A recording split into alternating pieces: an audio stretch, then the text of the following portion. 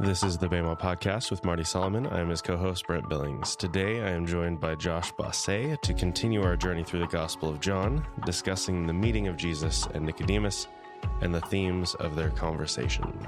Yes, a very exciting conversation. One that contains possibly the most famous Bible verse of all time. Can you believe it? I think 100%. Genesis 1:1. That's true. In the beginning, let there be light. Is probably the contender. Yes, but in terms of Jesus, certainly, it's at least one of the big ones. Yeah. No, I think this is it. For what Jesus says, I think this is it. Yeah. And, it's probably the one verse you can be pretty sure that you don't even have to read it. Most of the people at home will be able to read it for you. Yeah. But yeah, it's a big conversation. We did talk about this passage once before when we were going through The Chosen, episode 226 of Bama. But we kind of just talked about how they portrayed the conversation and probably did not dive into the level of detail that Josh is about to drop on us right now. So go back and review that if you like, but I think this is pretty well standalone as far as that goes. Yeah, I have not jumped on The Chosen yet. I know I need to. I'm looking forward to it, but my life's been crazy. I haven't had time for it. So yeah, I'm behind on those. So that'll be fun to be able to compare this teaching to that. I have no idea what's in that. It's a completely different kind of conversation. So I don't think these two will compare at all. But I do actually kind of want to start there. Like before we get into this, there's there's some pre-context here in this story. So if we remember back to like what just happened in the text, because we're starting at chapter 3, verse 1. What happened right before this was, Jesus cleansing the temple. Pretty big thing. And also we were given a hint that it was around, do you remember what time of year it was, Brent? This would be, was it Passover? It was Passover. Correct. And that will be very important for this. And actually, before I say anything else, that's probably all the pre-context we need. Let's read the first two verses. Brent Billings. Now there was a Pharisee, a man named Nicodemus, who was a member of the Jewish ruling council. He came to Jesus at night and said, "Rabbi, we know that you are a teacher who has come from God, for no one could perform the signs you are doing if God were not with him." Yes, exactly. So there's a couple pieces of information we have here that are really interesting. And the first one being, kind of the uniqueness of the setting. Like, normally when Jesus is talking to other rabbis, other Pharisees, it's kind of a public discourse situation. And here we kind of have, this meeting that's happening at night. It seems, much more personal, like rabbi to rabbi. It seems like Nicodemus just kind of pashat, glazing over the whole thing. Like, he's like, hey, what the heck is going on? It seems like, they're talking shop behind the scenes. And that's pretty unique in terms of like, what we see Jesus doing in the Gospels. Something The Chosen made me realize is that I've always pictured this meeting in like a garden sort of setting, but the text does not say that. And it is not how The Chosen portrays it. So that's interesting that we don't necessarily have any direct clues as to where this took place, but that is interesting. It is not as I've pictured it for, 35 years or whatever. Yeah, that's funny. I always imagined it like happening on a rooftop or something. That's exactly what The Chosen does with it. Oh, that's funny. Well, there you go. Good job, Chosen. You read my mind. But I actually think a garden might be a better place because, well, I'll get into that in a second. The other unique thing I want to kind of focus on here is like the person of Nicodemus. Right? Because we're told a couple things about him. We're told he's a Pharisee. And we're also told he's a ruler of the Jews. He's on the Sanhedrin, which means, he's bumping shoulders with definitely some Sadducees, possibly some Herodians. Like he's in the political world and the religious world. Like he's got a lot of perspective that maybe not every single rabbi or Pharisee would have. And he's coming to Jesus right after Jesus does the, this big audacious thing, going in and clearing out the temple. And one of the other things I find really interesting about this is that, like, because he's a Pharisee, because he's part of the Sanhedrin, to some extent, he's like really enmeshed in the status quo. But at the same time, like the way he approaches Jesus here, like, I mean, you could probably read this a couple different ways, but just like his opening plea, like, hey, we know you come from God. No one can do these things unless God's with them. Like, we get that you're from God, but like, what are you doing? Like, there seems to be something really earnest there. Like, he's honestly just like wants to know like what the heck Jesus is up to. Why are you messing with the temple? Like, we got a fragile situation here. We got Rome and we got our temple. Like, this is kind of a miraculous little niche we got for ourselves. Like, why are you messing with that? And there's something really earnest I hear in that, which is, I think, really, really cool to take note of in the person of Nicodemus, who we know comes back later in the story. And in fact, there's also a guy named Nicodemus that's mentioned in the Talmud that might even be this same guy. But all that's kind of beside the point. So just to kind of reground ourselves, like, this is a pretty unique conversation that's happening. It's not every day that two rabbis that have, maybe this much friction between them are able to talk, in private or maybe semi in private. Maybe the disciples were there. But the other thing, the last like piece of context I want to pull up, it kind of goes back to your garden image of this, because one of the other details we're told is that he came to Jesus at night, which I always heard this like detail explained as like a secretive thing, which I think is definitely like kind of part of the flavor of this. But especially since we're told this is around Passover, the fact that they go out of their way to say that he came at night, when they could have just said like, he came secretly or he came and no one saw him, but specifically they say he came at night. So to me, that I'm thinking, Passover, I'm thinking of a night. What comes to your mind, Brent Billings? Like, what night might this be? Well, if it's the night of the Passover celebration, perhaps they each have a few glasses of wine in them. Yes, absolutely. I think this is probably the night of Passover. And as we know, in a later Passover, where does Jesus go on the night of the Passover? To the garden. And why is he in the garden? There was a Hebrew term. The watching. Yes, the night of watching, Leil Shimurim, which actually that's the first non-John reading I have for you there in Exodus 12. And this is kind of the text that they get the practice of Leil Shimurim, which means night of watching or guarding. So Brent, why don't you go ahead and read that for us? Because the Lord kept vigil that night to bring them out of Egypt.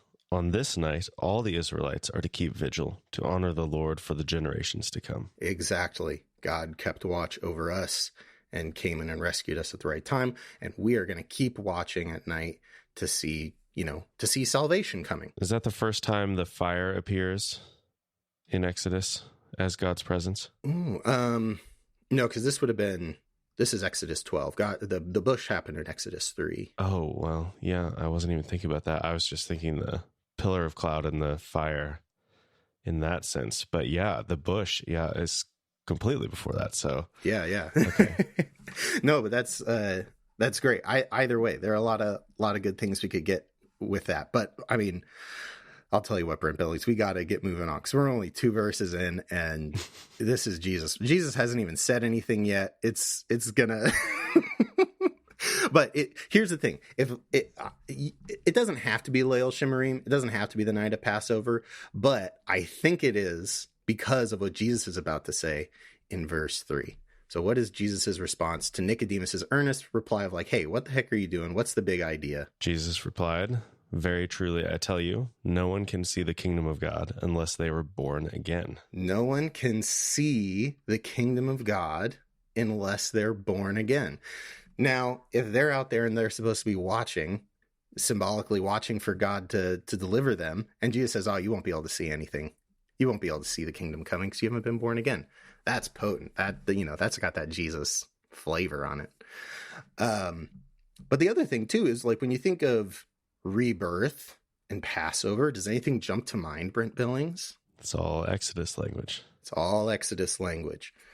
And specifically, like the rebirth imagery in Passover, like where do you see that the most? The Red Sea, crossing of the Red Sea, I think. Okay, think a little bit before that. Like what's the most potent like birth imagery? The actual exit from their houses. Right. With the blood on the door. Exactly. The blood on the door. Jesus is going to get to the crossing the Red Sea parallel later, but I think first what he's talking about is that core Passover image of painting the door and walking out of the bloody door. So, first of all, I mean, we should probably ask, like, is this a real answer to Nicodemus's question? Or what is his real answer? Like, what is Jesus saying with this? And I think that, like, you know, regardless of the specifics, like, Jesus talking about rebirth, like, on one level, you could take it as Jesus saying, we need to do another Pesach. We need to do another Passover. We haven't actually left. We're still there. We need to be reborn like they were. But if we stand back even further, we could say, you know, whatever this rebirth is, it's some sort of spiritual transformation that Jesus is saying needs to happen before you can even see what God is doing. You can't see the kingdom coming because you haven't had this transformation. Now, what does Nicodemus say about this in verse 4? How can someone be born when they are old? Nicodemus asked. Surely they cannot enter a second time into their mother's womb to be born. Now, I always was brought up talking about, you know, how this is just the most boneheaded answer of all time. He's taken Jesus literally, and he doesn't understand that Jesus is talking metaphorically, which, to say that about someone who's, you know, not only a rabbi, but on the Sanhedrin is like, you know, come on, this guy knows his text. Especially if it's Leil Shimarim and Jesus is like, oh yeah, you need to be reborn before you can see anything. Like, he's picking up what Jesus is putting down. But it is kind of a mystifying answer. Like, what is he actually saying? What do you hear anything jumping out, Brent Billings? Well, I think he's saying, like, we've already had our Exodus. Mm-hmm. Why do we need another Exodus? Mm-hmm. Mm-hmm. Yeah. And I think for me, like, the things to pick out are like the parts of his argument that don't make sense if they're talking about it literally. Like, when I think about, like, if someone told me, like, Josh, you have to be physically reborn, I would just be like, okay, that's impossible. What are you talking about? Think about the distinctions he makes. The first one is that how can you be reborn when you're old? But I mean, you can't be reborn at any time. I'm not old. I'm not even 30, and I can't be reborn. Young Darius can't be reborn, and he's a child, you know? So why bring up that, you know, the impossibility of being reborn when you're old, when you can't be reborn at any age? The other interesting thing is his use of the womb image. Like, if his point is just that it's impossible to be reborn, why this whole, like, you know, kind of outlandish image of crawling back into the womb? It's a little extreme. And maybe he's just, you know, making fun of what Jesus is saying. But if we're thinking of Passover imagery, what would the womb be? What is it they were being birthed out of? Out of Egypt, I guess. They can't go back to Egypt. Exactly. So he's kind of throwing it back to Jesus, kind of like what you were saying. Like, do we need another Passover? And he kind of even puts a finer point on it. Like, oh, should we go back to slavery? Should we go back to Egypt? Jesus, is that what you're saying? We're not supposed to go back to Egypt. I know my text. We're not supposed to go back there for anything. What the heck are you talking about? And I think that kind of gives us a little more context for the old age thing that he mentions, which, like, I think we could take it, you know, we're all Westerners, so let's start on an individualistic way of looking at that. When you're old, like, what do you have a lot of experience. You've seen a lot of things. And especially, you know, since Jesus is talking about some kind of new spiritual transformation, when you're old, when you have a lot of life experience, you start to be like, yeah, there's nothing new under the sun. I've seen this before. This is just another flash in the pan. This is just another mistake. It's just another whatever. And I wonder if what he's saying is, like, how can we actually have this, whatever kind of spiritual renewal you're talking about? How can we leave Egypt again when we have all this baggage from our own lives? How can we really start from a clean slate, Jesus, whatever this means? The other thing is we could look at it like on a national level, on a communal level. Like, you know, Israel's been through a lot. They've been through a lot of exiles. And I think, you know, he's saying, like, you know, like, we're living this golden age of Torah. Everyone, you know, this is the Torah Renaissance. We all know the text. We have it in us. We're living it out. Like, we're in our old age and you're telling us we need to start from square one? Like, what the heck are you talking about? We've seen so much. We've gone through the trials. What else are you saying God wants from us? And I think out of all that, like, you know, I hope we hear there's something really reasonable in what Nicodemus is saying. Like, this is a valid question, I think. I don't know about you, but to me, it's like, yeah, I get that. Yeah. And like, even just the idea of knowledge, like when you know something, you cannot go back and experience something for the first time as if you don't know it. Yes, exactly. And I think, golly, especially here in the pandemic, I feel like a lot of us know what it means to be weary, and for someone to just come up and be like, hey, why don't you just be reborn and get fresh, get new? It's like, oh man, come on. Like, really? We got Rome and you're telling us we need to jump through more hoops? Like, golly, man. And especially because this is at the end of Pesach, and if Jesus is saying that didn't work, you need to be reborn again, you can't see anything, it's like a little late for that teaching, huh, Jesus? Like, that would have been helpful to know at the beginning of Pesach if we're not doing it right. Why wait until it's over to tell us this? And with that, I think we can move on to Jesus's response. Let's go ahead and read let's do a couple verses at a time. Let's do verse 5 all the way through 8. Jesus answered, "Very truly I tell you, no one can enter the kingdom of God unless they are born of water and the Spirit. Flesh gives birth to flesh, but the Spirit gives birth to spirit. You should not be surprised at my saying, you must be born again. The wind blows wherever it pleases. You hear its sound, but you cannot tell where it comes from or where it is going. So it is with everyone born of the Spirit." Yes. Now, there's a couple interesting things that Jesus does here. First of all, he makes a really big change. Before, he was talking about who can see the kingdom. Now he's talking about who can enter the kingdom.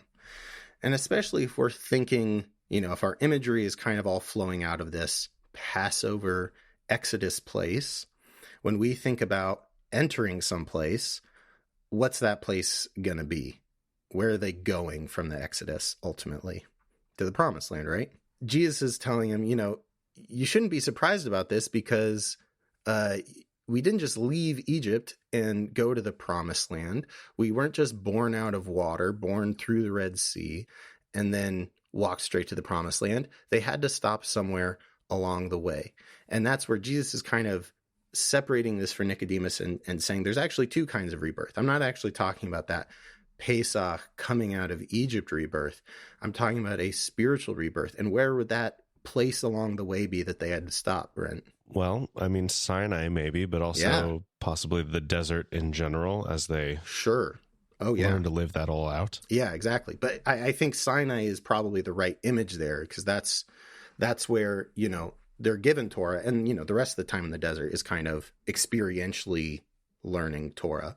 But it's all kind of the same thing. Like, we didn't just leave Egypt and go to the promised land. We had to be reborn spiritually at Sinai. And I think this is, like, first of all, this is a brilliant response to Nicodemus, because Nicodemus was just talking about like how complicated it can be to try and start over when we have all this experience, when we have all this baggage behind us. And Jesus goes back and says, what, like the slaves didn't have baggage? Like Israel coming out of Egypt didn't have baggage? And yet what was the first place God wanted them to go? To Sinai. To receive Torah, to be reborn, to live a whole different way. Like, and especially when we look at like what we might call like the heart of Torah, like especially with the emphasis on like what Jesus places emphasis on as the most important commandments about like taking care of the alien and the orphan and the widow. The Torah almost always says what? Like, you take care of the alien, the orphan, the widow because you were once slaves. Like, the Torah uses their baggage, uses that hard experience as the ground for that rebirth. So rather than it being an obstacle, Jesus is kind of turning around and saying like, no, it's always been this way. Like, we've always had, like, you have to have that experience for that spiritual transformation to even take place in the first place. Now, there's a lot of other things going on here, and I'm not going to get into all of them because there's that whole flesh, spirit thing.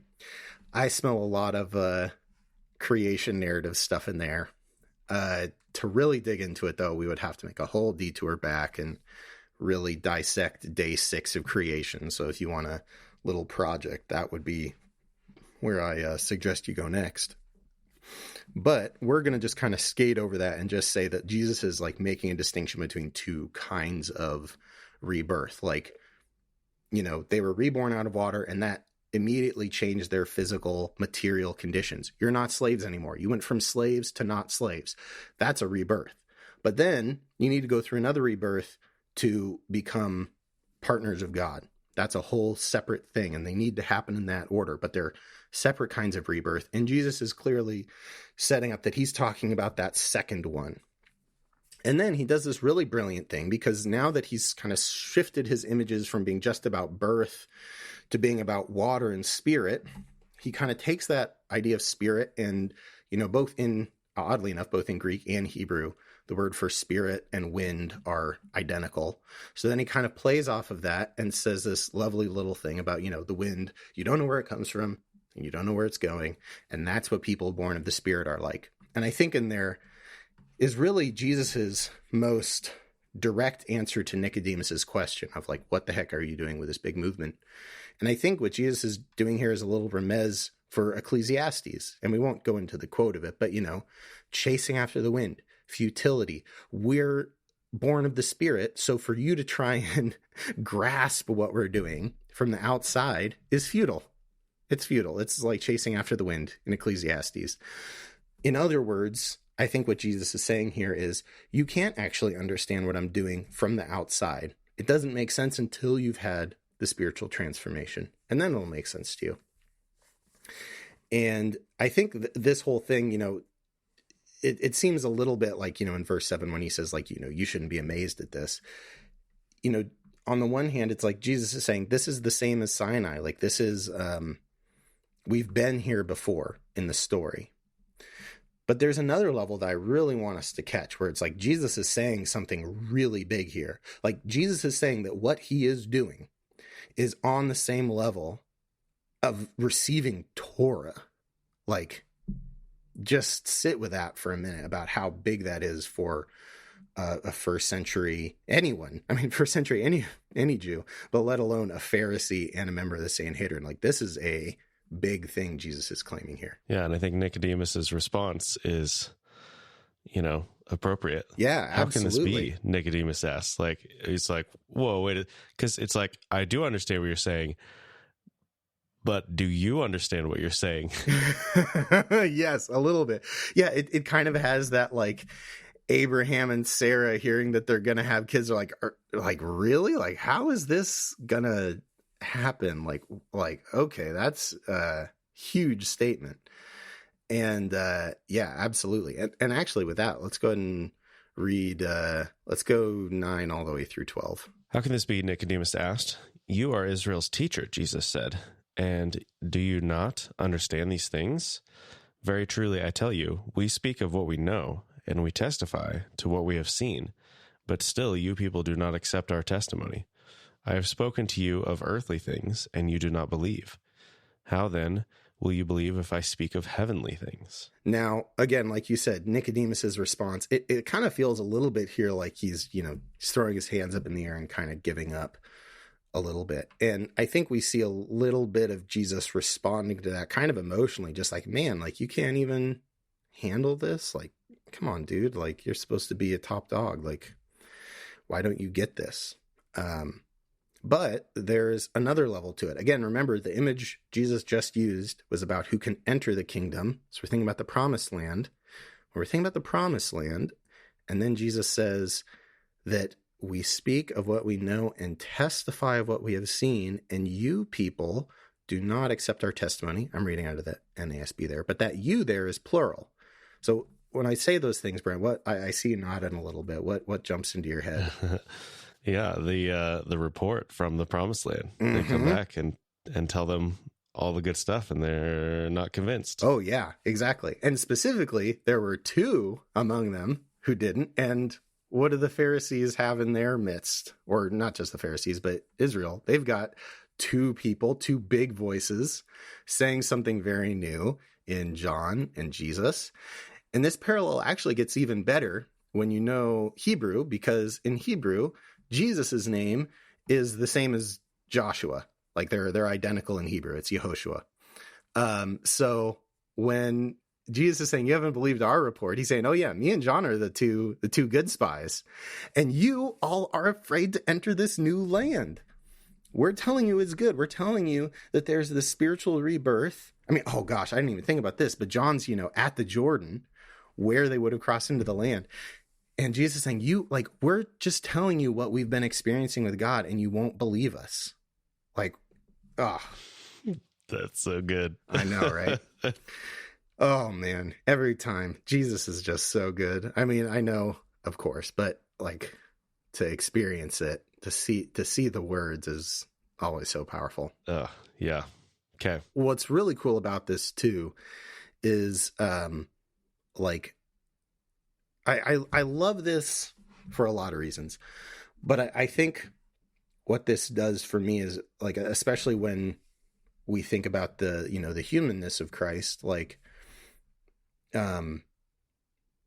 as a human being who doesn't know everything, it's really easy sometimes to just be like, oh, Jesus had all this knowledge. He knew how to do everything perfectly. I don't.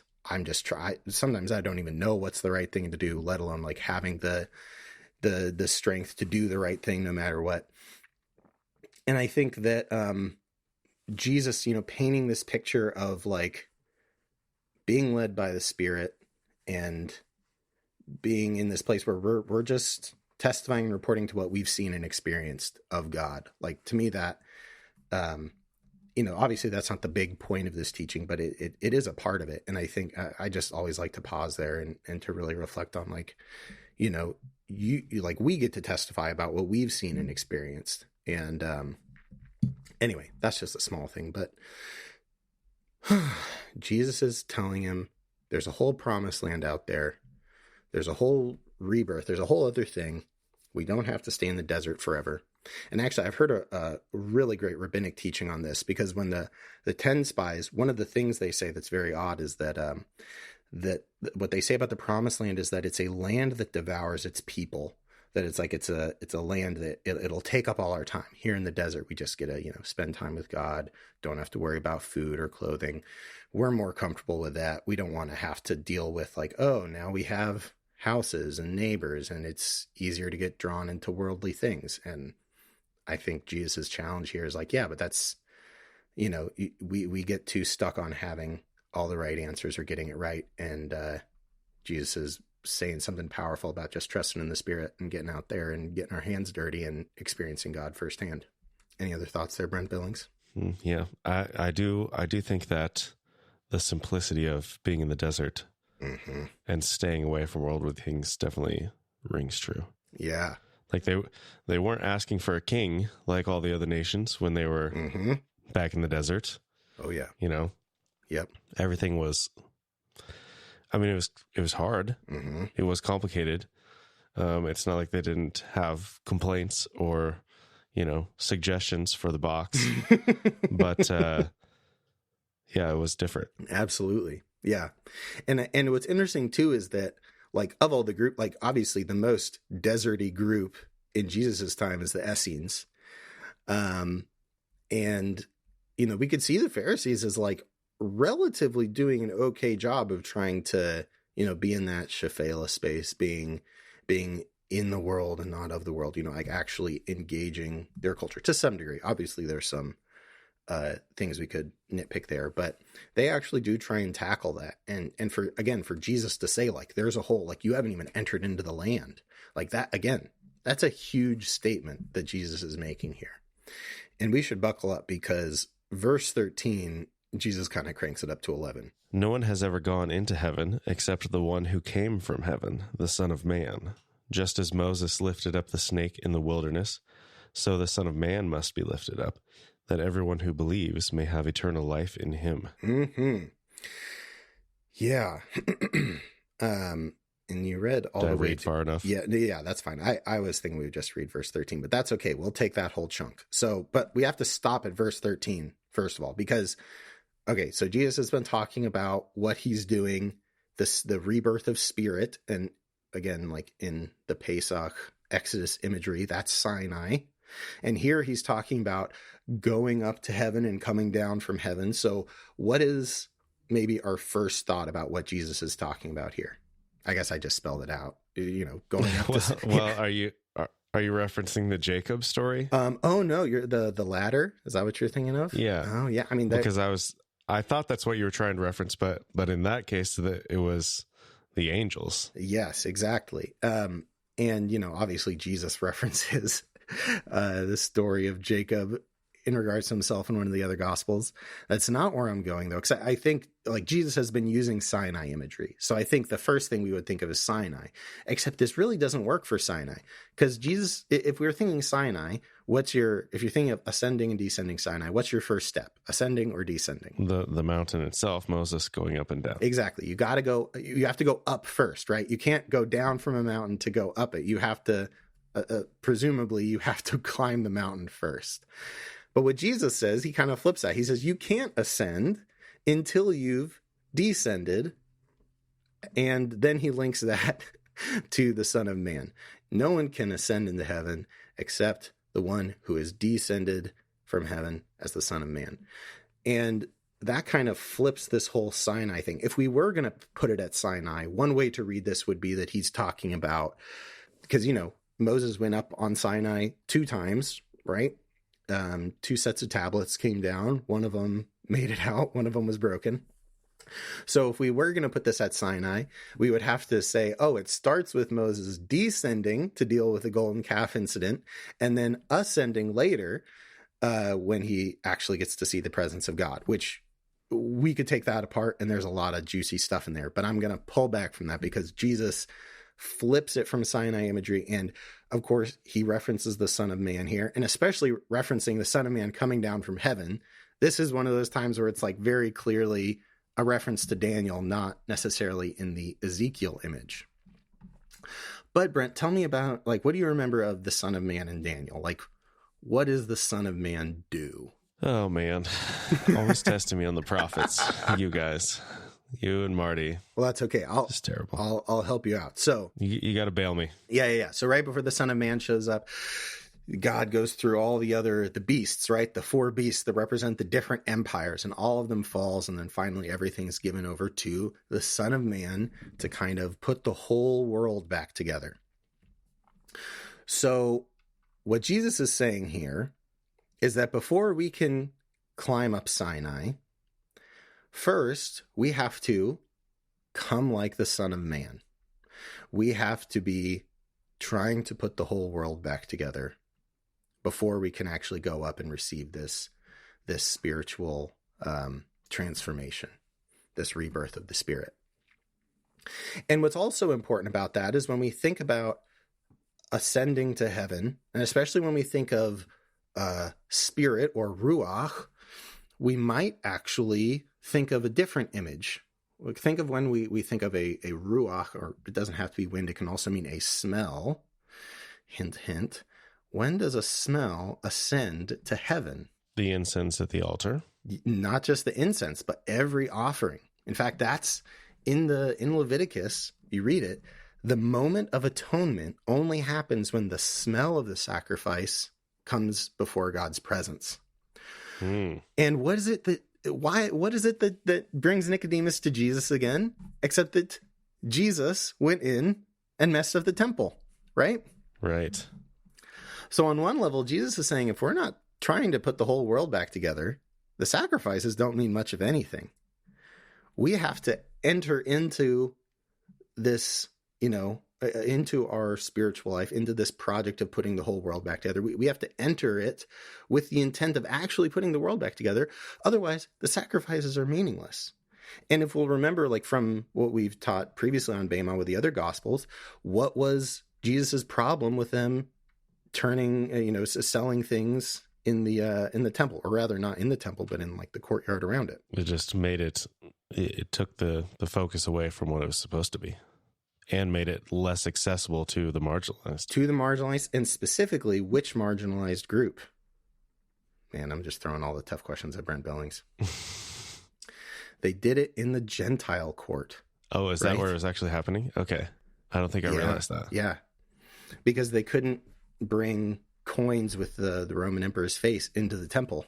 So if you wanted to, if you weren't someone who was like bringing your own livestock and you had to buy it, you were buying it potentially with Roman coins that were idolatrous in nature. So you had to do that outside the temple. But, of course you want it conveniently right near the temple. So just do it in the Gentile space. Doesn't matter.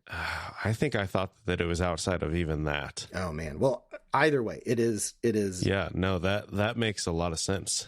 That's one way of I mean, of course, there are many faces to God's word. But if it was happening in the Gentile court, this would be an even more potent thing where Jesus is like, we're supposed to be doing something that ultimately is supposed to include the Gentiles. Like explicitly, the Son of Man is there to say, okay, all these empires have had their chance. They've all wrecked shop. And the Son of Man comes in to say, let's bring the whole thing, the whole world, explicitly including those Gentiles. And so Jesus is saying, if our strategy, if our approach to God's project doesn't include the Gentiles, then the sacrifices don't mean anything. It's really fruitless, and it won't go up to God. And so coming into that, like the next thing that he talks about there is he kind of again flips this ascending issue away from Sinai and away from the sacrifice, the smell of the sacrifices going up into God's ears, or God's ears, God's nose. Hey, God is God. His quote unquote body can work in whatever way it's going to work. Yeah, That's fine. maybe I said something accidentally profound. Maybe God does smell with his ears. All right, let's chew on that. God is not bound by our biological realities. Exactly. God's ways are not our ways. God's ears are not our ears. Oh man. So he, again, kind of judo flips this image of ascending, and now he moves it to Moses in the wilderness lifting up the bronze serpent, which there are so many things we could talk about with that. One of the really cool things is that, so we talked about, on my very first episode, Moses striking the rock, and the bronze serpent episode happens pretty shortly after that. And it's brought on by basically the people being so impatient to enter the land that they start, complaining about manna, but not because they want to go back to Egypt, because they're mad they have to take a detour to get to the promised land. And what's funny is that Moses kind of doesn't really respond. Like they end up kind of navigating their own atonement. They actually go to Moses and say, hey, we messed up. Will you go to God and pray for us? We'll repent. Like they kind of do it all themselves, which I think might also be a cool little poke Jesus is making at like priests not doing their jobs. And especially, well, I mean, yeah, we could go into a lot of things here, but Jesus is now flipping this idea of our sacrifices going into God's presence to the snake being lifted up and ascending so that people could be healed from this plague that was brought on them. Like that again, like Jesus is kind of grounding it in like, this is supposed to actually be healing to people. Like this Son of Man role that we're supposed to play of putting the world back together. It's supposed to actually result in like people experiencing salvation, having that eternal life, actually getting to know like a God who is good and a creation that is good and a story that is good. That's the point, and it's for everyone, not just us Jews. That's why, and again, to go back to the central question, Nicodemus shows up and says, hey, why are you messing with the temple? And Jesus is like, because we lost the central story. We lost the whole point of the thing. And now we got to take a pause here because we're right at the doorstep of the verse. And I want to say something really quick. Obviously, we've heard this verse a bajillion times. The lullaby effect is strong here. And so when we say the words only begotten Son, I know everyone's first thought is going to be, of course, this is Jesus. And that's true. I want to be very clear. I'm not saying that's not true, but that's not helpful to understanding what Jesus is talking about here. And to kind of flesh that out a little bit more, I want to use an illustration. Brent, do you watch The Great British Bake Off? I do not. Okay, well, for you and for all the other people out there who are missing out on it, it's a baking competition show. And every week, one of the challenges they have, it's called their technical challenge. And they're basically given like a random recipe that they probably haven't heard of before. They may or may not have experience making it, but either way, they just have to make it out of the blue, no preparation. And they're, given their ingredients, given a recipe, but usually the recipe is like not the most helpful recipe in the world because it's supposed to be a challenge. And so, especially as the challenges get harder and harder, eventually they get like sheets where it's like step 1, bake the cake, step 2, decorate it. And it's just like, not very helpful. And I think sometimes when we just jump to, oh, this is talking about Jesus, it can be unhelpful. Not because it's not true. There is a step 1, bake the cake. That's accurate. You do need to bake the cake. But there are a lot of ingredients that go into that cake, and it might be helpful to look at those ingredients.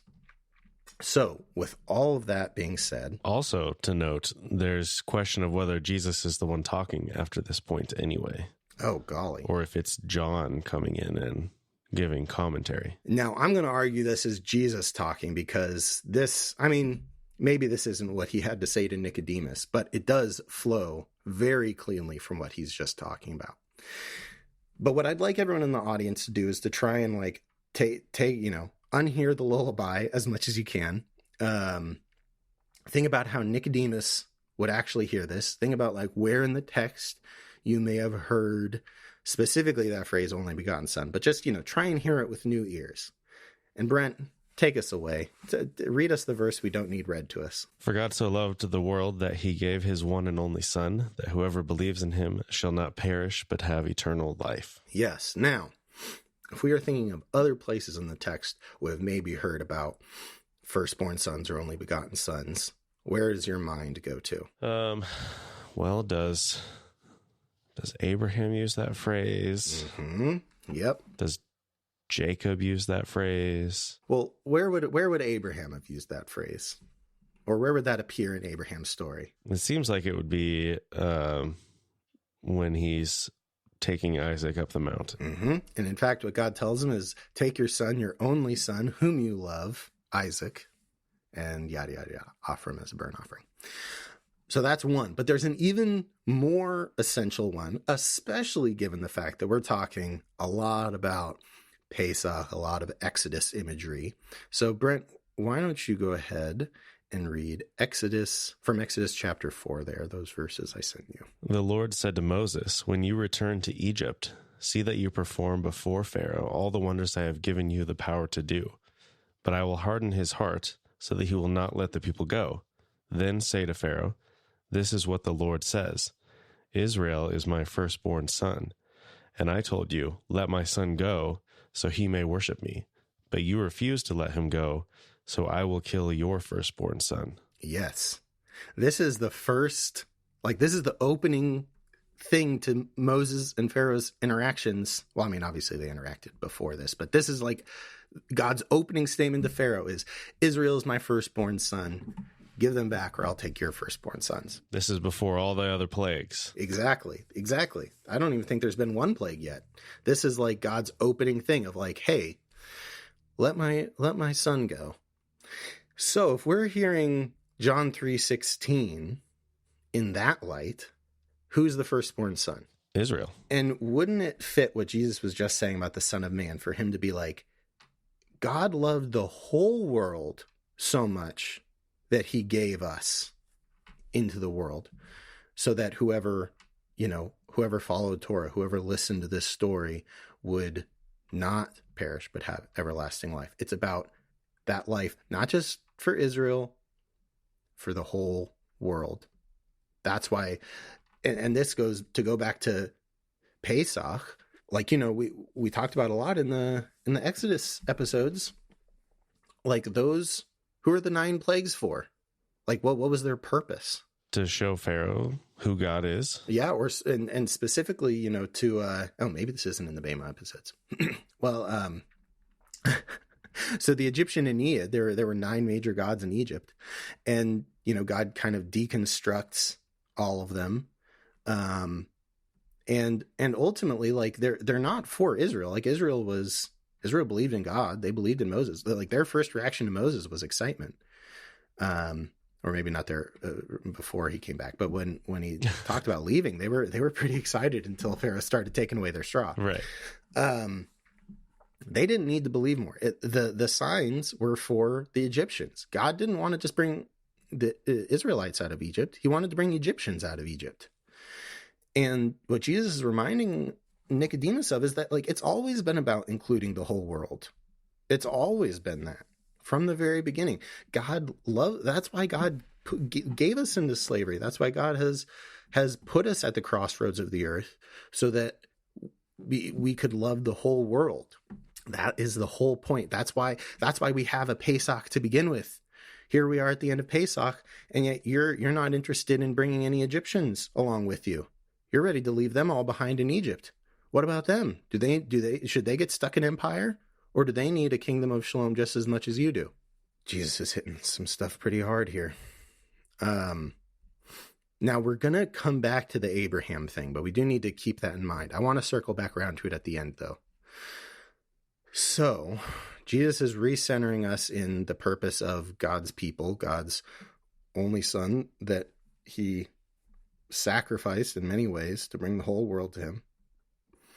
How does Jesus continue this teaching? And let's do verse 17, and then let's just do 17 and 18.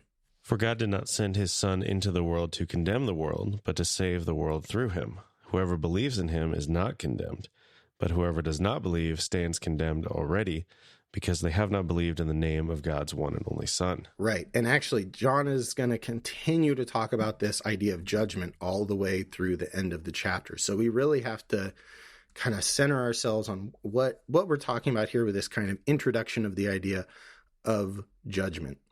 So first of all, we're told in verse 17 that God didn't send the Son into the world to judge it. God didn't send Israel into Egypt to, like, destroy Egypt. That wasn't the point of it, but to try and save Egypt, to try and save the world. And he did. Yeah. Initially, through Joseph, save them from the famine. Absolutely. And we also, it says in the text that a mixed group went up out of Egypt. There were Egyptians that went along with Israel and stood at Sinai and became part of Israel. In fact, we even have a very interesting story about a half Israelite, half Egyptian young man who gets into some trouble, but that is its own story for another day. That's one of my favorite teachings, though. But anywho, so it's like, to some extent there was success there, but again, like, Jesus is really just regrounding everything and saying, like, the scope of our mission is the whole world. And if we, that's not to say we can always accomplish that, but it's like, even if you're not, like, none of us can just press a button and, give homes to every homeless person or whatever. Like, we can't just fix all the problems, but are we thinking about, like, what could I do that might plant a seed, break a cycle, actually start helping shift momentum toward putting the world back together? That's what Jesus is talking about here.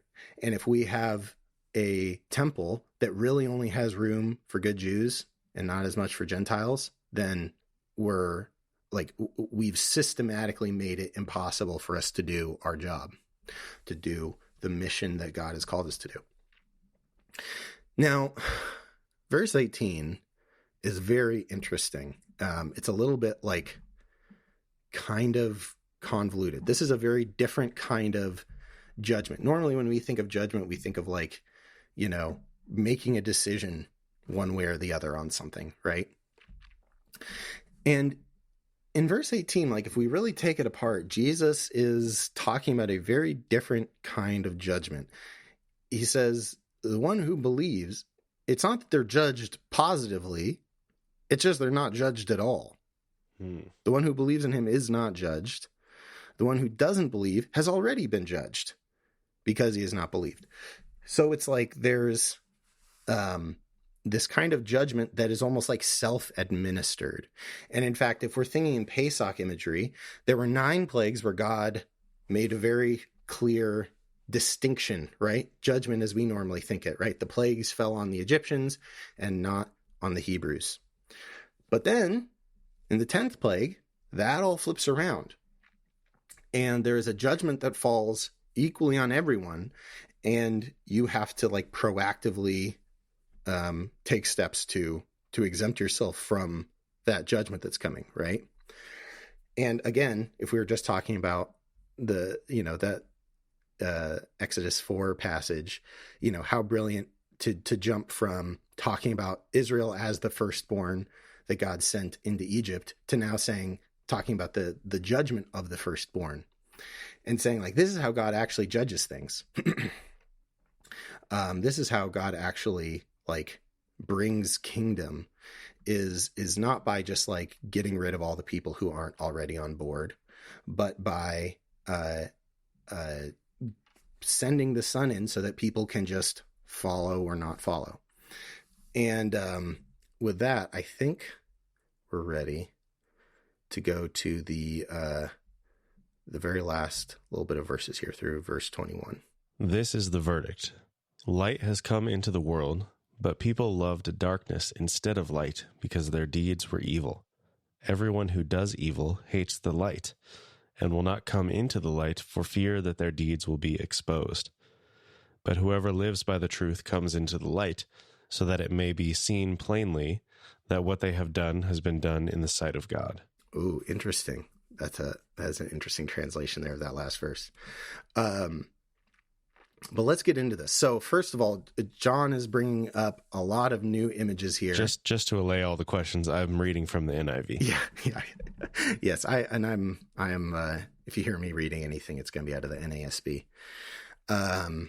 So the translation I have of verse 21, a little bit different. The one who practices the truth comes to the light so that his deeds will be revealed as having been performed in God, not in the sight of God. And that actually, I think, is, I dug a little bit into the Hebrew. My Hebrew is not anywhere near as good as my Hebrew, or my Greek is not anywhere near as good as my Hebrew, and my Hebrew isn't even that good. But I think sight of God is probably not quite as accurate as in God. But I would say that is a very forgivable, because as I just read it, it's a statement that's a little bit hard to parse.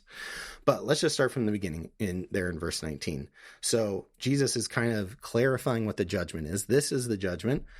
Light has come into the world. And when I think of that, what bells are ringing? Light coming into the world. Genesis 1, creation. And in fact, we kind of, I didn't really get into this, but back at the very beginning of this conversation about back when they were talking about crossing through the Red Sea, like there's creation imagery in the Red Sea as well, a ton of it. And that kind of goes with that day 6 conversation I was talking about. But either way, so John is saying the actual mechanism of judgment is that light has come into the world. There is a new creation that God is doing something new. God is creating kingdom in our midst, and we either participate in it or we don't. And this gets back into the the idea of everlasting life as like a future thing versus as a present reality that we experience and all that. I won't rehash that conversation, but I would just say simply this is the invitation to participate in kingdom. That's what the judgment is. Either you say, oh, wow, this is a different story. This is a story that has life in it. I want to be a part of that. Or you don't. And that is functionally, that is the judgment that's been Jesus talking about here. However, Jesus then, he doesn't leave it there with just this new creation idea.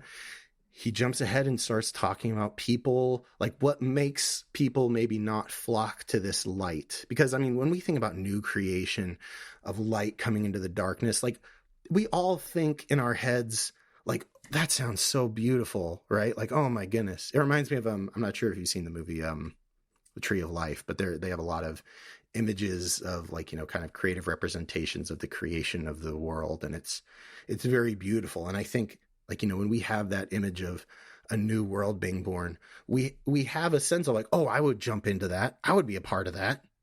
But, we all like to think that. I would like to think that about myself, but do we really? And Jesus immediately goes into what stops us from jumping into this new creation of God's. And he talks about people who hate the light, who don't like it because they're afraid their deeds will be exposed. Now, when I think about hiding from the light and being afraid of being exposed, especially with creation. I see you nodding your head. What's popping into your head? That's Adam and Eve at Genesis 3. It's Adam and Eve. I sinned, and now I see that I'm naked and I feel exposed. I feel like a predator might jump out of the bushes, that God might just tear me to pieces. And so I hide, and I hide deeper in the tree. I cover myself in darkness because I'm afraid of the light.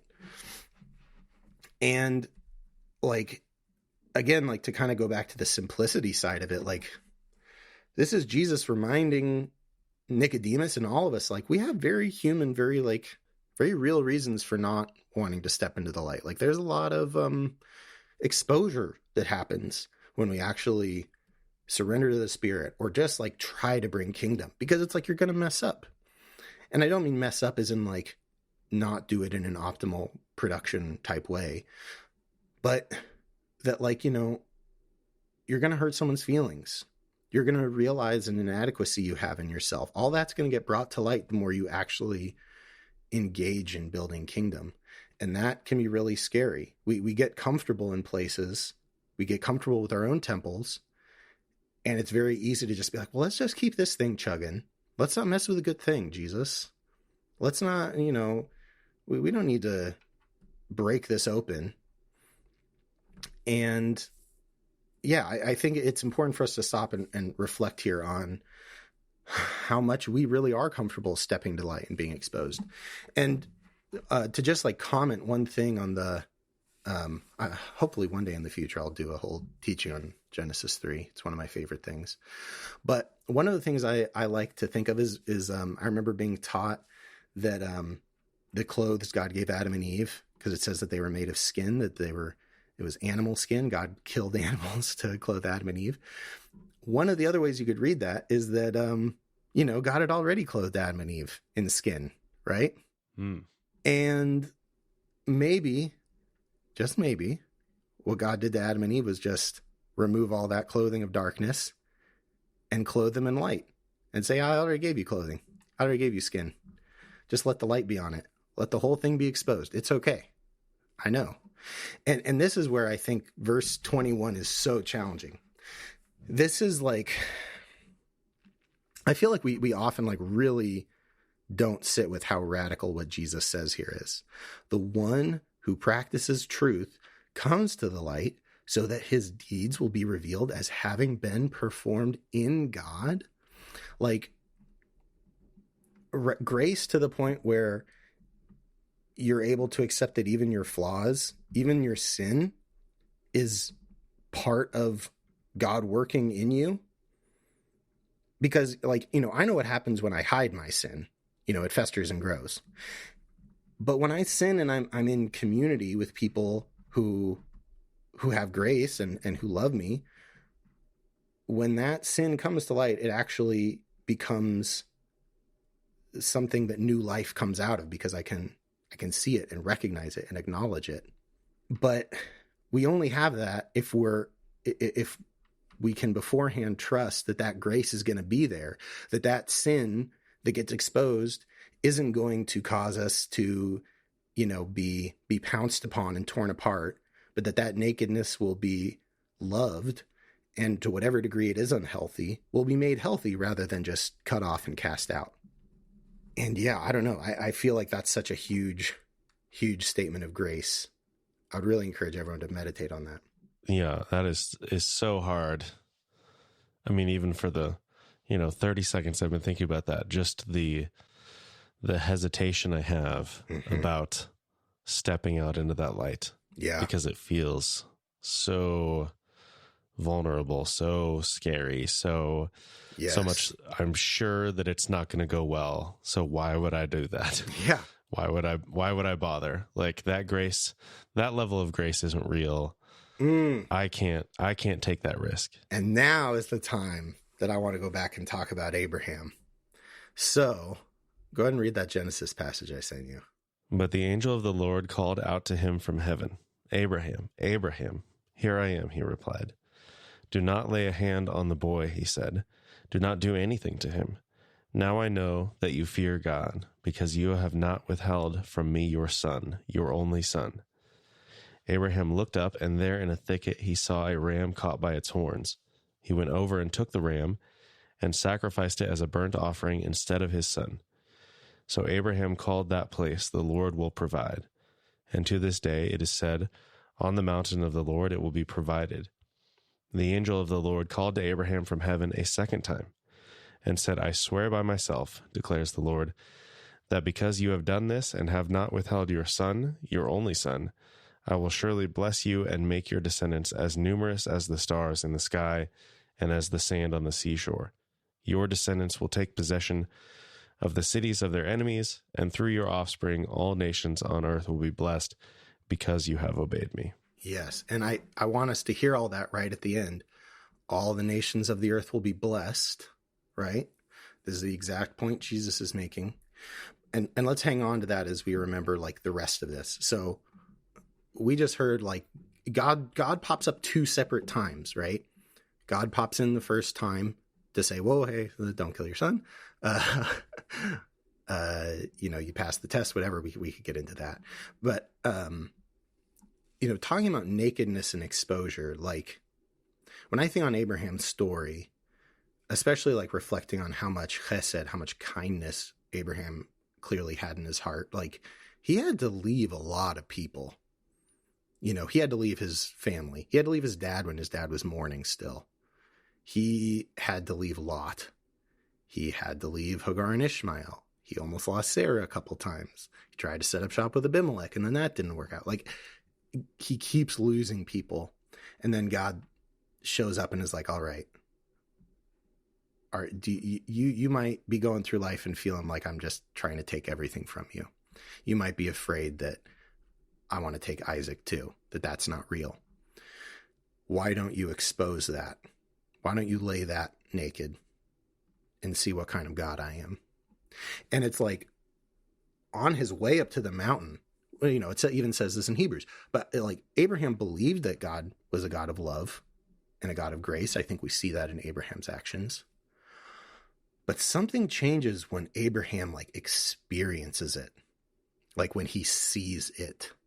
And what you said before is perfect. It's like that kind of grace isn't real to us until we actually experience it. And if we're hiding in the dark, if we don't touch the new creation, we won't get to experience it. We won't get to see that there is no judgment on us because you can only see that when you're in that light. And, oh man, like what I also love here too is the way that this story works in sacrifice, because God didn't tell Abraham to sacrifice the ram, right? Like we have, like, look what happens. So God comes up, tells Abraham that he did enough, right? He did a good job. And then Abraham looks up and sees there's a ram caught by its horns, which especially in ancient times, horns are a symbol of like power, wealth. A ram caught by its horns. And all of a sudden he I think this is my reading, but I think he realizes like, oh, okay. God didn't take all this from me. God didn't send us into Egypt to abuse us, to beat into us right and wrong. God brought us here so that we would have a story that we can tell people about a God who's good. And he sees this ram and he says, I'm going to sacrifice this to God. And it tells us right there that this turns into like a saying, a phrase, that on the mountain of the Lord, it will be provided. Like this is a God who you show up and God provides the sacrifice. God doesn't ask it from you. God is a God of grace and hospitality and love. And on the mountain of the Lord, it will be provided. And this is literally the mountain they built the temple on, Mount Moriah. And Jesus is saying, like, that's the sacrifice God wants. The sacrifice that isn't there because God wants anything from you. God already got what he wanted out of Abraham. Abraham went above and beyond so that he could say to people, God provided the ram on the mountain. It doesn't say that God provided the ram. The ram was there. And Abraham used that to tell people a story about a God who provided, a God of grace. And Jesus is saying, like, that's the kind of that's why God sent us into Egypt. That's why God sent us into all those exilic places, so that we could be here telling this story. And now you're not even interested in telling it to the people who don't already know it. Oh my goodness. So good. So many layers to this one short story. Yeah, exactly. This is, yeah. I love this. I love this chapter. I feel like I could just keep on talking forever, but like, I don't know. I feel like we left all the pieces here for people to dig into more. But yeah, like this is a God of radical grace, like grace that should actually make us uncomfortable, because Jesus tells us it does. Like we like to stick in our dark little niches where we're comfortable. There's actually, oh man, one of my favorite quotes from Heschel. I forget which book it's in. I think it might be God in Search of Man, or Man is Not Alone. One of those two, I think. But he says, faith is the breaking of our spiritual paths. Like there are ways that we learn to follow God, and those are good. Like those aren't bad things, but they become things that we're used to, things that can end up becoming comfortable for us, can become our comfort zone. And faith is the thing that pulls us outside of that.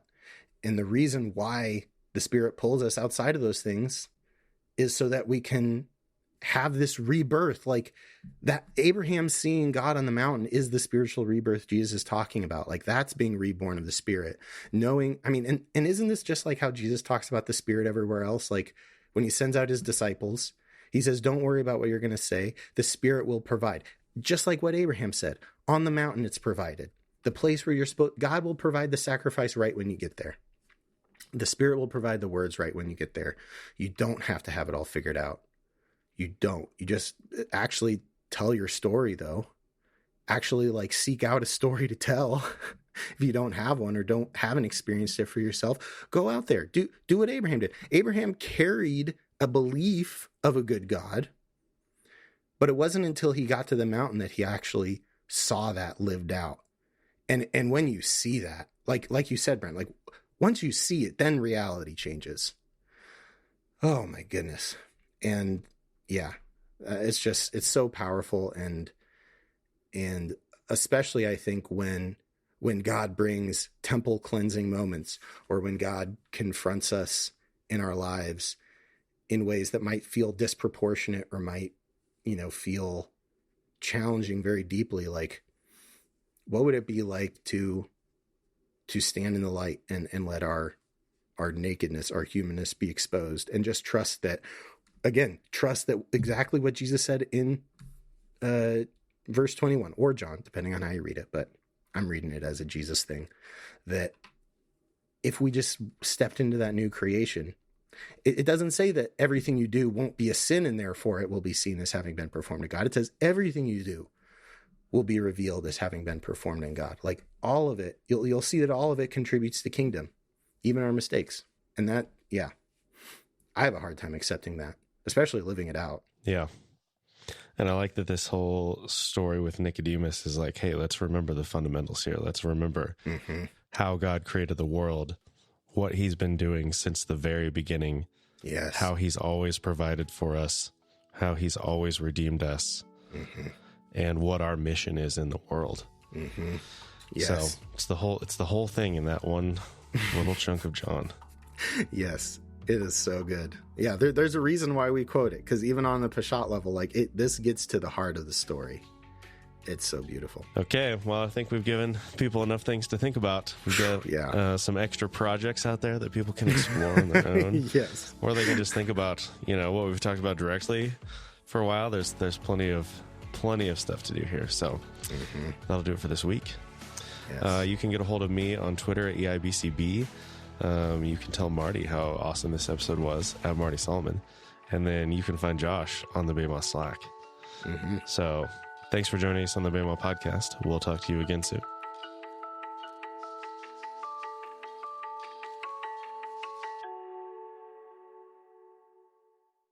Ooh, the Rise and Fall of Mars Hill episode was 111.55. I think, I don't know if we're going to beat that. We're going to be right around there, though.